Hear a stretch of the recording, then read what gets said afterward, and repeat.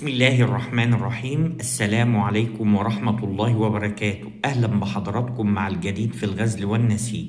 النهاردة 24 رمضان 1447 هجريا، الموافق 14 مارس 2026 ميلاديا. كل سنة وحضراتكم طيبين.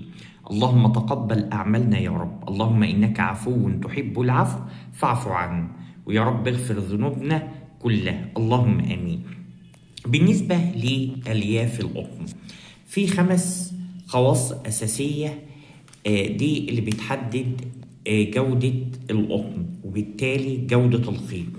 أهمها طول الألياف، متانة الألياف، النعومة بتاعة الألياف، انتظامية الألياف، نسبة الشوائب في الألياف. تاني 5 خواص أساسية لازم أن تكون عارفهم. لو أنت عايز تعمل مصنع غزل وعاوز تشتري قطن، لازم تختبر 5 خواص في القطن اللي جاي لك. أول حاجة تعرف طوله قد إيه، تعرف متانته قد إيه، تعرف نعومته قد إيه، تعرف انتظامية الألياف قد إيه، تعرف نسبة التراش قد إيه. ال5 حاجات دول أساسية. تراش الأتربة والحاجات، لأن القطن بيبقى فيه أتربة، تعرف نسبتها قد إيه. طيب دي هتحدد لنا إيه؟ هتحدد لنا جودة الخيط، هنعرف إن الخيط ده جيد ولا لأ. ففي معادلة، لو أنت حطيت طول الألياف بتاعة القطن دي جاي لك من تحليل، وضربتها في المتانة وضربتها في الانتظامية، طبعا الانتظامية حطها على طول في 100 على النعومة في 1 زائد التي على 100 اللي هي التراش.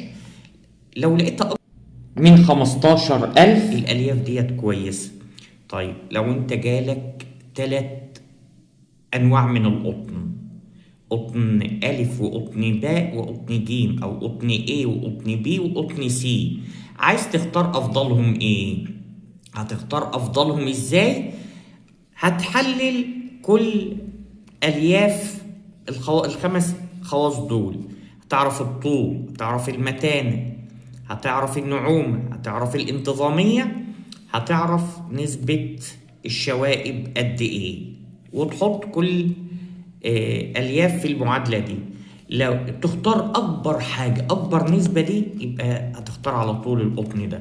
طب مثال، لو عندك ألياف من القطن طولها 30 مللي، ومتانة ألياف من القطن الشعر طولها 30 مللي، والمتانة 32 جرام بيرتكس، والانتظامية 85%، والنعومة 4.2، والتراش 8%، هتعمل المعادلة دي هتلاقيها مثلا 18,000. يبقى الجودة بتاع الشعر ديت حلوة، هتديك جودة للخيط كويسة.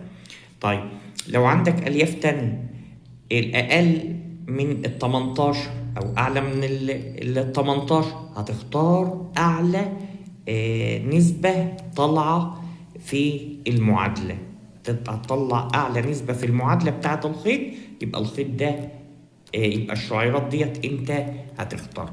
يبقى أهم حاجة، لو أنت عشان محدش يضحك علينا، تقيس، مش مجرد لا ده الخيط ده سعره، الشعيرات دي عندي قطن سعره كويس، لا، اعرف الطول، اعرف المتانة، اعرف الميكرونير او النعوم، اعرف الانتظامية، اعرف نسبة الشوائب، واختار اعلاها، يبقى الخيط دوت تمام. ويا سلام بقى لو اكبر من 15,000 يبقى ممتاز. شكرا ليكم.